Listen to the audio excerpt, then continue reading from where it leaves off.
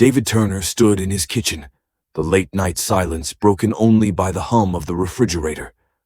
At 54, his life had settled into a rhythm, a routine he cherished. The quiet of his Riverside Heights apartment felt like a sanctuary after years of building his career as a forensic accountant. His mind, trained to notice every detail, could pick out even the smallest discrepancy, whether it was a financial irregularity or a shift in his own home. That night, as he sipped his coffee, he felt a strange sense of unease settle in his gut. His wife, Sophia Miller, was supposed to be on day 4 of her girls' trip to Palm Springs, a week of yoga and relaxation that she had talked about for months. David had never been one to show his emotions easily, but tonight, something felt off. His phone buzzed, pulling him from his thoughts. A new message appeared on the screen. "I'm not coming back. I've met someone better and already moved your things to storage."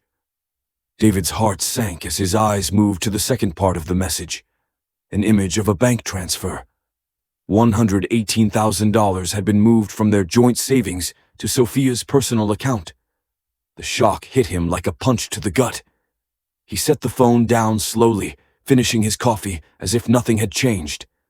15 years of marriage, and it all came down to 2 sentences and a screenshot.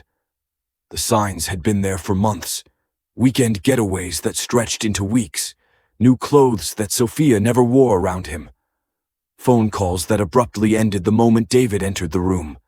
He noticed it all. But he ignored the feeling, told himself that everything was fine, that it was just life getting busier. David was a forensic accountant after all. Spotting discrepancies was second nature. Yet, in his own life, he had chosen to turn a blind eye. Maybe that was his first mistake. Or maybe his first mistake was marrying someone who saw his job as just spreadsheets and numbers, a job that allowed him to fund her every whim. He opened his laptop and checked an email account Sophia didn't know existed. 3 notifications from his bank's security system appeared. Someone had attempted to change passwords on accounts Sophia had never seen. She was thorough. He had to give her credit for that. With a deep breath, David typed 2 simple words in response to her text. "Good luck." He didn't need to say anything else. It was time to act. David called his brother Jason, a former digital security expert. "Remember that contingency plan we discussed 5 years ago?" David asked when Jason picked up the phone. "It's time," David said, his voice calm but resolute. Jason hesitated. "Are you sure?" "Yes," David replied. "She just made her move." David glanced at the wedding photo hanging on the wall of the apartment. It was the only picture left that had both him and Sophia in it. It seemed almost ironic now. He met Sophia at an alumni event at the University of Iowa when he was 38. Recently divorced from a brief first marriage, David had been laser-focused on building his forensic accounting practice. Sophia, on the other hand, was vibrant and ambitious. She seemed completely uninterested in his career. "I don't need to understand the details," she would often say when he tried to explain a case. "As long as you make enough for us to live well." They married after a year of dating. David had helped Sophia open her yoga studio, funding the entire venture out of his own savings. Whenever she wanted something, whether it was a bigger house, luxury cars, or expensive vacations, David gave in. After all, it was his money, his hard work. But his father had warned him once while they were fixing his deck. "Son, I notice your wife spends a lot of your money," his father had said, hammer in hand. "Just make sure she values what you do to earn it." David brushed the comment off at the time, but it had stayed with him. And now, 6 years into his marriage, David began quietly restructuring his assets. Nothing illegal, just protective measures. He opened 2 limited liability companies, established trusts, invested in crypto, and maintained offshore accounts for international clients. Sophia knew about their joint checking and savings accounts, but nothing else. But David watched as she became more involved in the fitness influencer circles.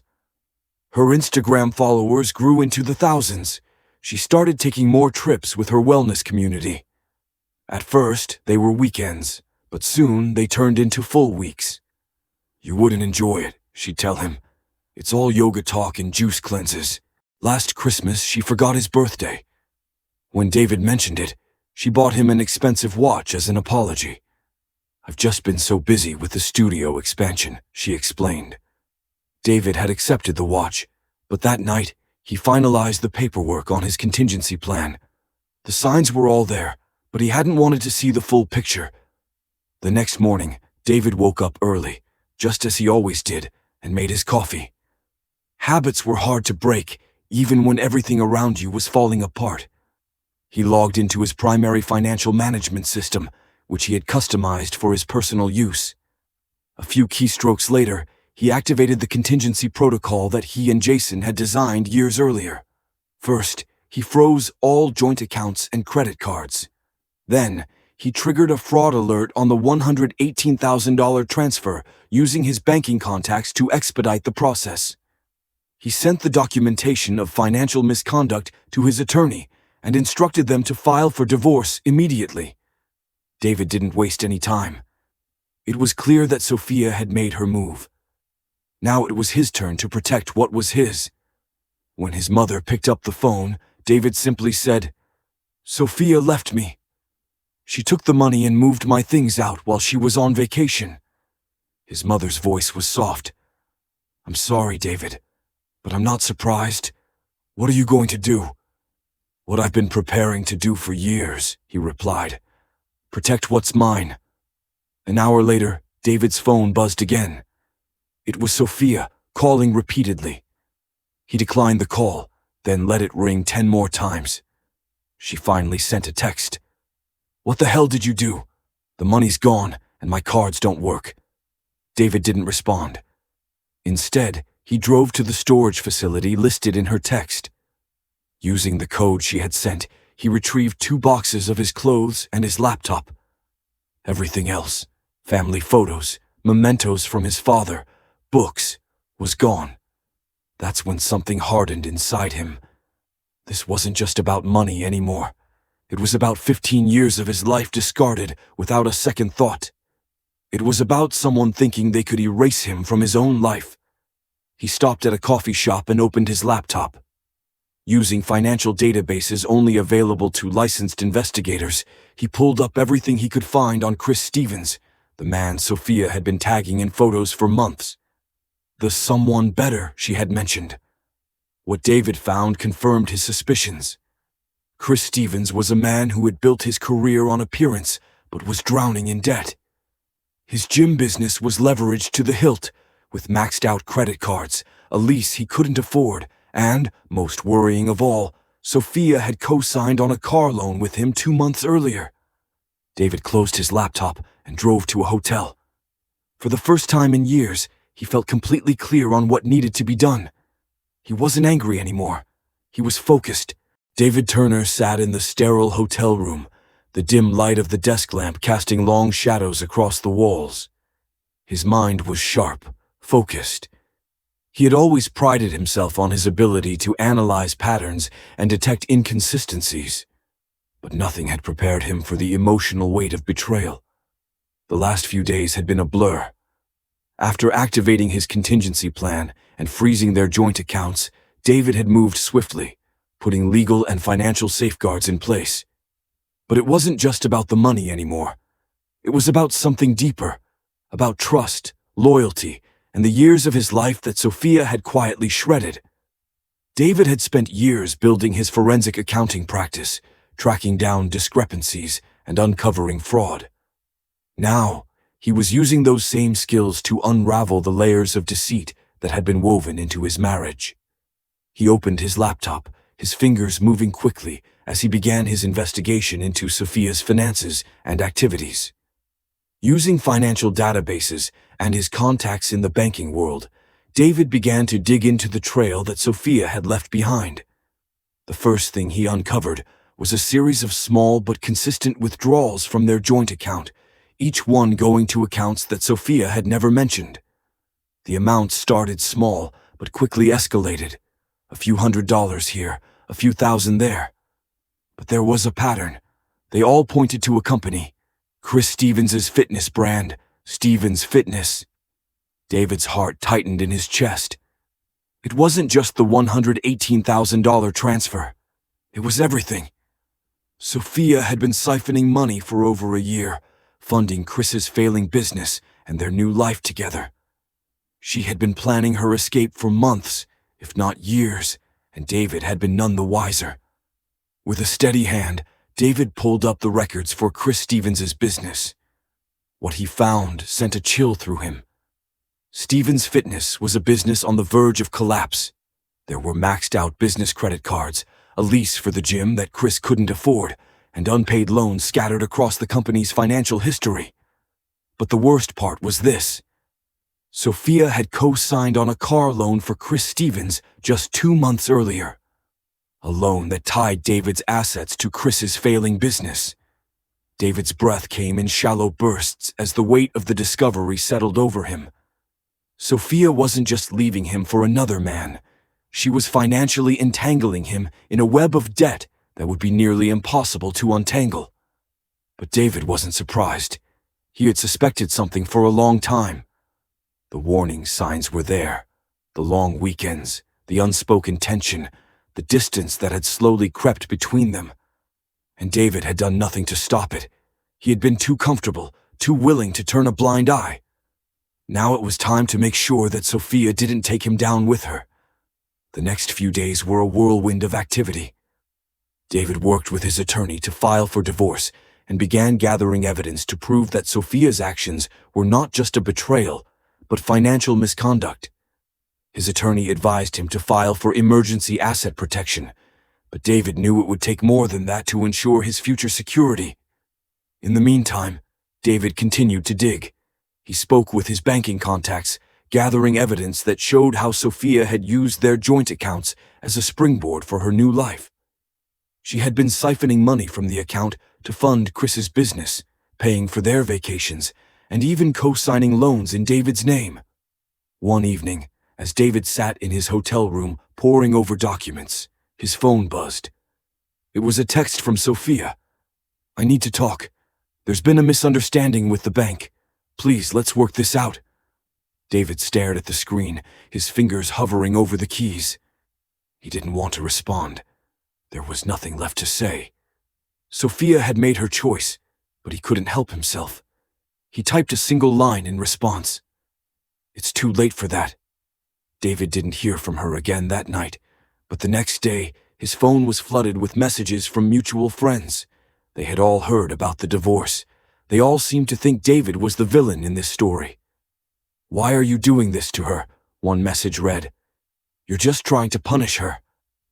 David didn't reply to any of them. He couldn't. They had no idea what was really going on. No one asked about the money she had taken. No one questioned her sudden disappearance or her new life with Chris. The truth was, Sophia had been planning this for a long time. And now, David was left to pick up the pieces of his life while she moved on, unfazed. But David wasn't about to let her get away with it. He called his brother Jason again, asking for help. Jason worked in digital security, and David needed him to dig into Chris Stevens' business records. They had already uncovered a trail of financial misconduct, but David wanted to make sure they had every detail. Jason didn't hesitate. He went to work immediately, pulling up bank records, loan applications, and anything else he could find.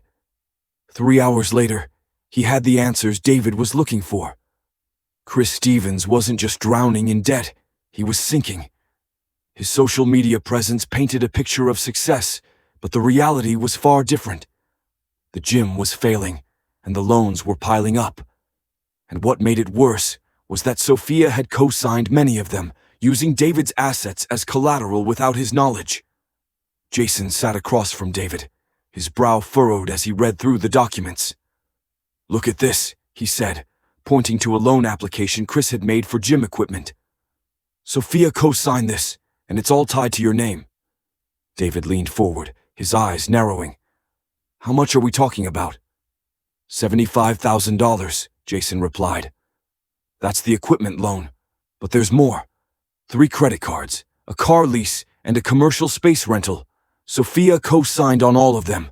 Your assets are on the hook for all of it." David sat back, a cold calm settling over him. He had been played, but he wasn't going to let it end like this.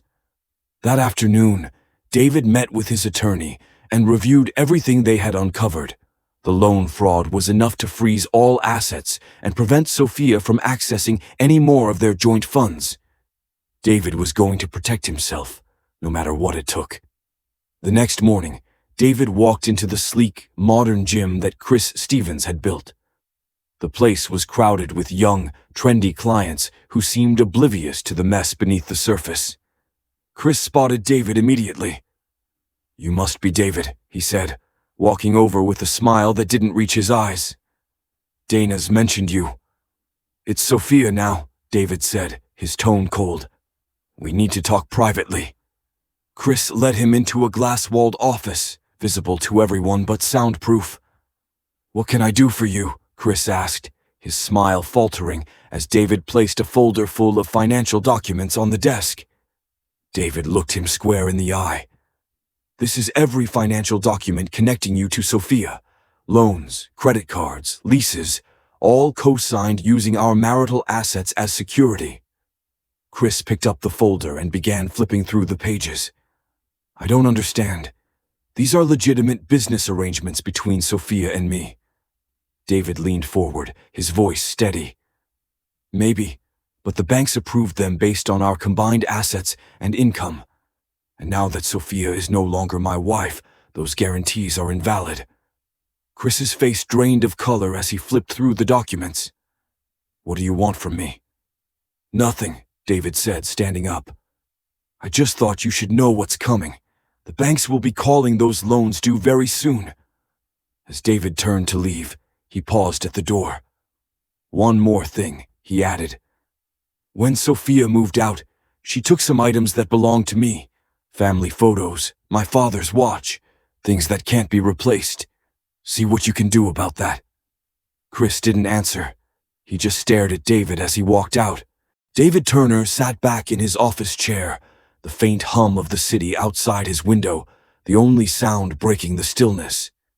It had been 3 weeks since the bombshell revelation, the moment when he discovered that his wife, Sophia, had betrayed him, not just emotionally, but financially.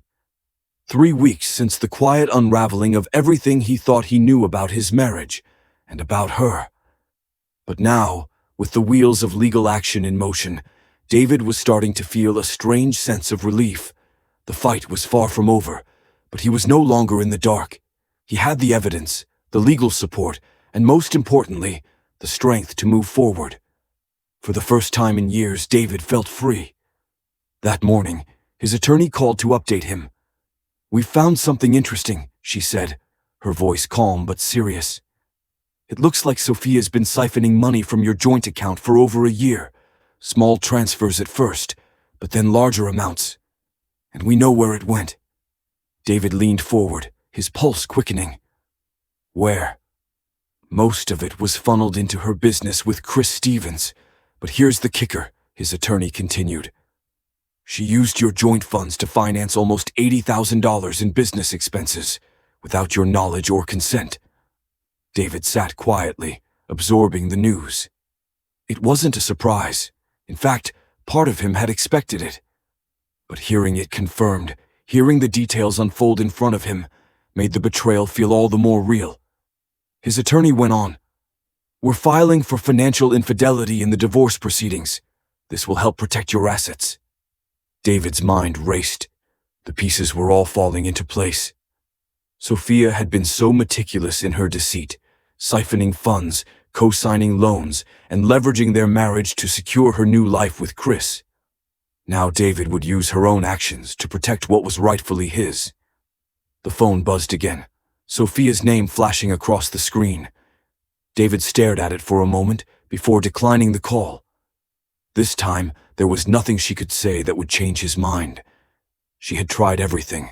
The calls, the texts, the desperate pleas for him to come back, for them to fix everything. But it was too late. She had made her choice. And now, David was making his. A few hours later, David met with his attorney to finalize the divorce paperwork. The room was sterile, the air thick with anticipation.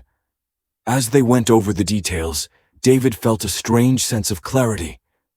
This wasn't just about the financial misdeeds anymore. This was about taking back control of his life. When the divorce papers were filed that afternoon, the battle truly began. The legal process moved quickly.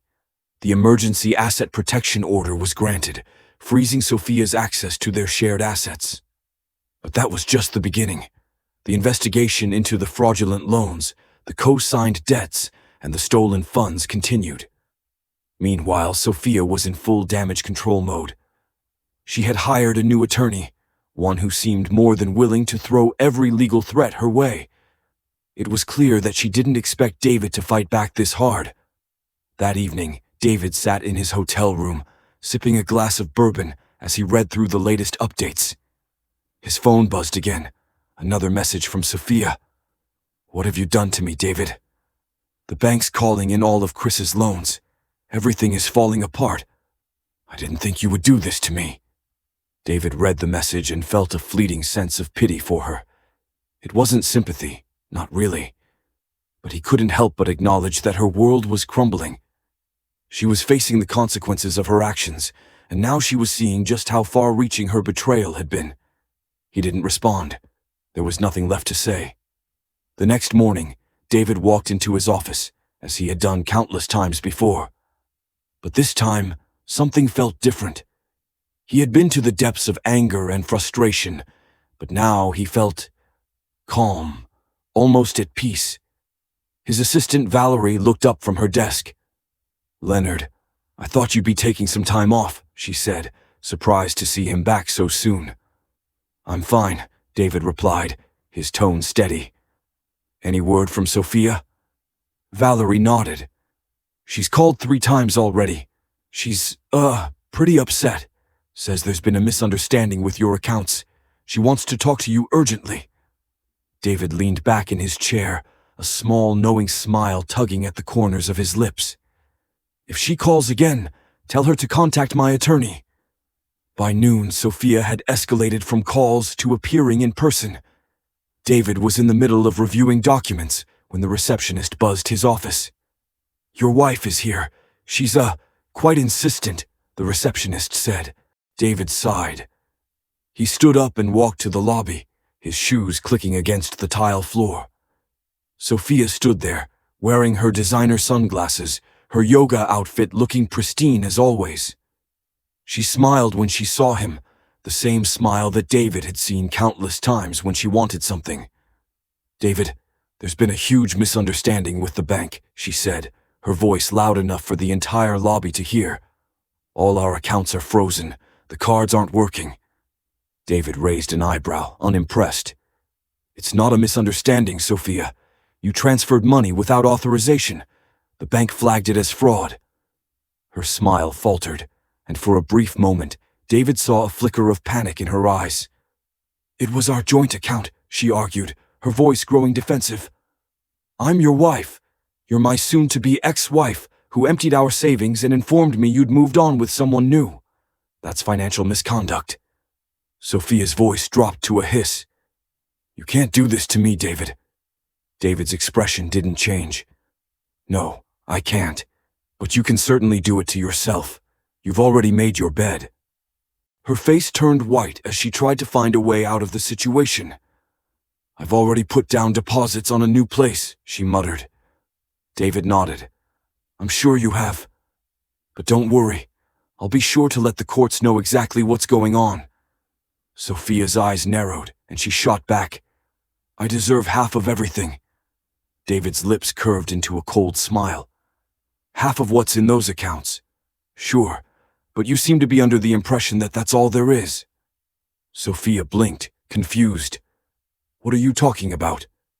"You'll find out in discovery," David said evenly, then turned and walked back to his office.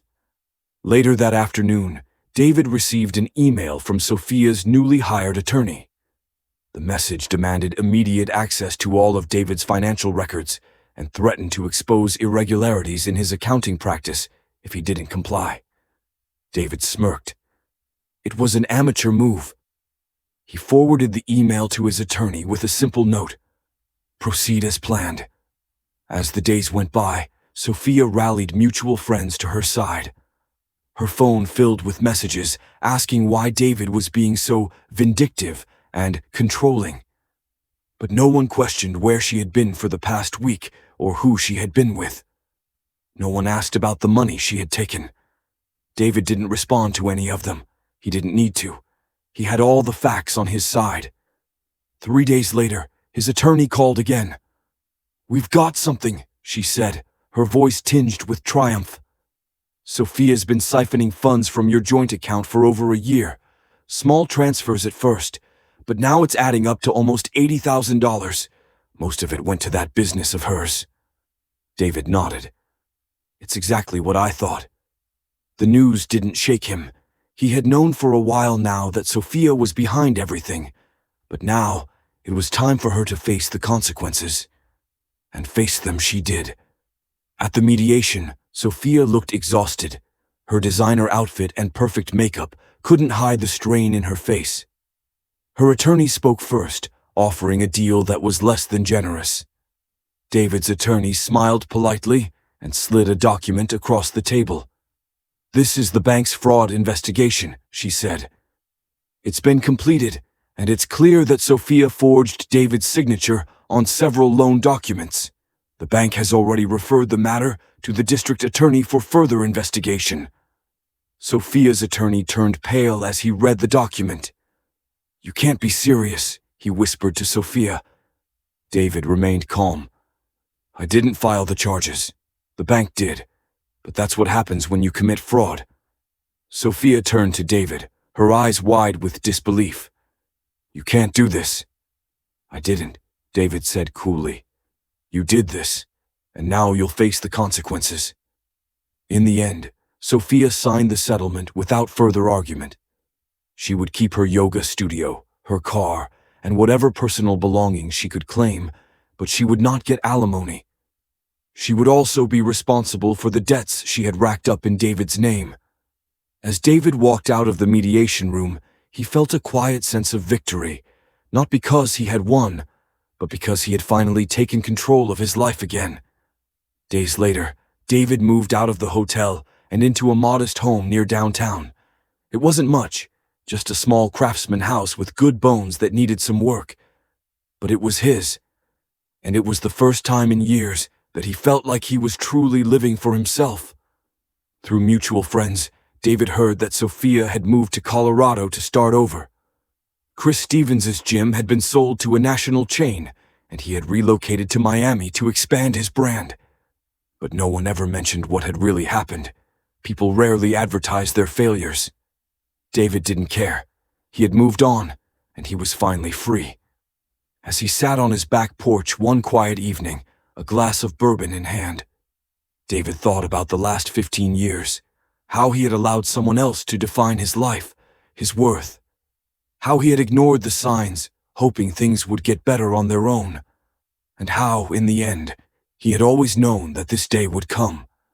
But now, for the first time, he felt truly free. Free from the past, free from the lies, free to live the life he had always deserved.